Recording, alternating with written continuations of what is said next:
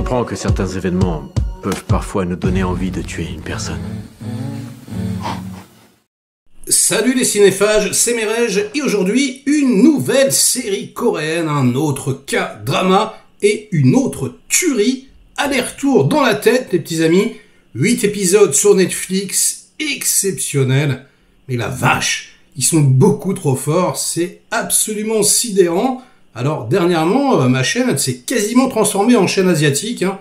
Je vous ai fait des séries coréennes, je vous ai fait des séries japonaises.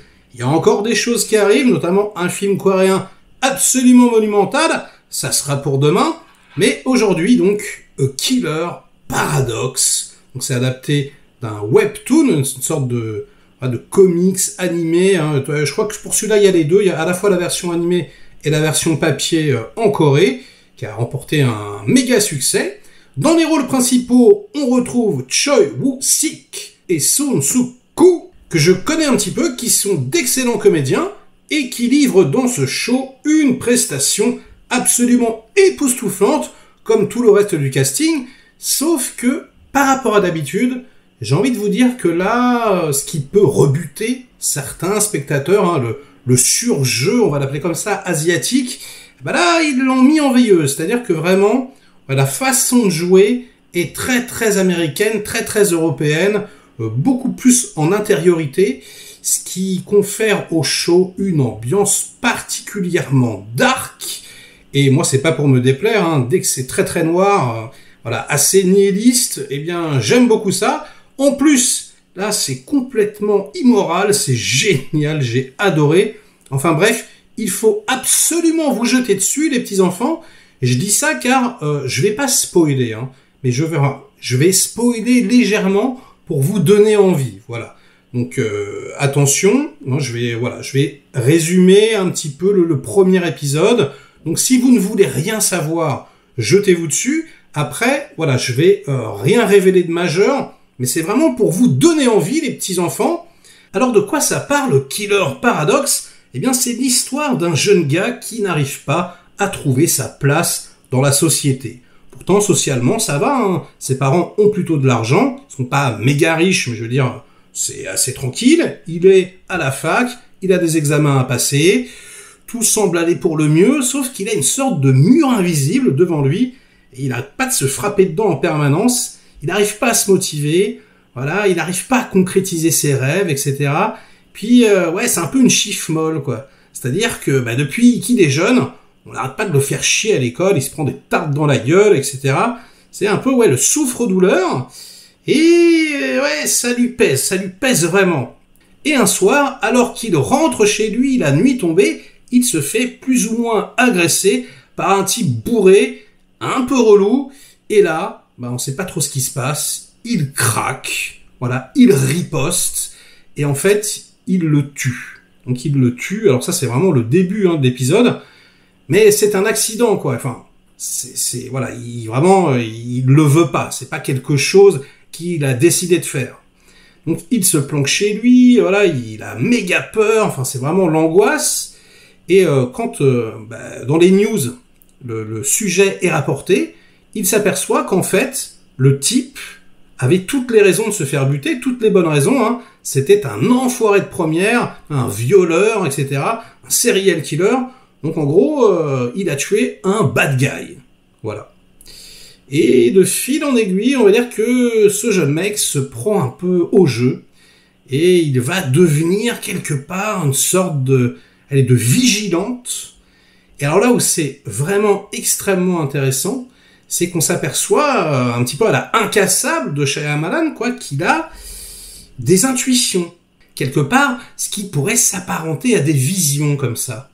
Et puis, là où c'est encore plus curieux, c'est que lui, il est complètement narvalo, enfin voilà, il est dépassé par les événements, il laisse tout un tas de preuves sur les lieux du crime, son ADN, l'arme du crime, enfin c'est n'importe quoi, et en fait, toutes les preuves disparaissent comme par magie, quoi. Comme s'il était couvert par une force supérieure. Bon, je vous en dis pas plus, juste que forcément, il va avoir un flic au cul qui va essayer de l'arrêter, quoi. Hein, donc c'est une sorte de chassé-croisé entre deux personnages principaux, hein, les deux acteurs dont je vous ai montré les photos.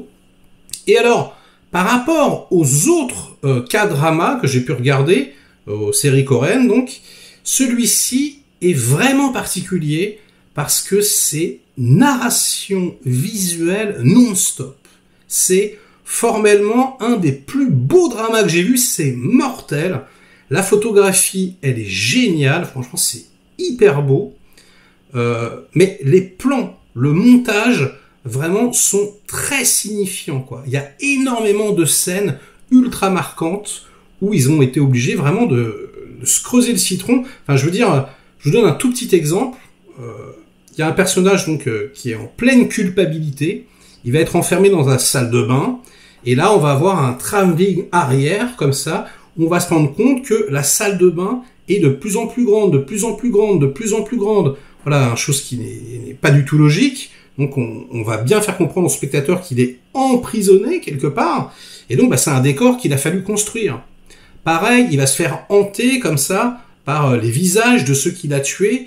Et au bout d'un moment, il va y avoir une sorte de marée humaine comme ça, avec voilà des mains qui vont l'agripper. Enfin, c'est de toute beauté, c'est magnifique. Et c'est tout le temps. Il y en a partout. On utilise des ralentis également de très très belle manière, etc. Il y a une volonté en plus d'être un tout petit peu cryptique dans le récit, c'est-à-dire qu'on va changer de lieu, par exemple, sans aucune indication. Les ellipses non plus sont pas forcément indiquées à l'écran.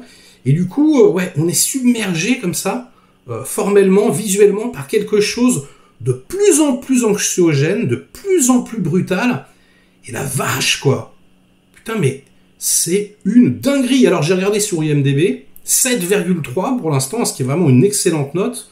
Moi, perso, je lui donne 7,8, tellement c'est du bon. 8 épisodes, il y a quasiment pas de gras. Allez, peut-être que, ouais, on aurait pu couper 5, 10 minutes, un quart d'heure par-ci, par-là. Peut-être en tout, on aurait pu virer une demi-heure, quoi. Mais c'est vraiment peanuts, parce que globalement, c'est mais quasi parfait. En plus, l'atmosphère musicale est géniale. On a une sorte de mélange entre de l'électro et du boom bap, mais du plus bel effet. Franchement, c'est mortel. Ça faisait longtemps que j'avais pas autant kiffé une BO qui soit pas symphonique, qui est mortelle.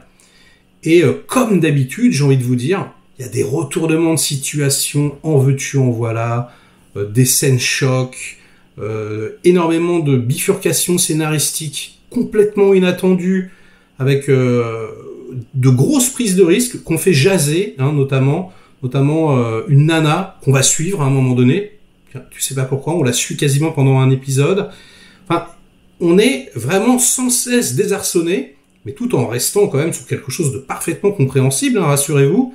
Donc, les petits amis, encore une fois, les Coréens, mais explosent la concurrence, c'est juste mais une hallucination constante. Jetez-vous dessus, et puis ensuite, on en discutera dans les commentaires.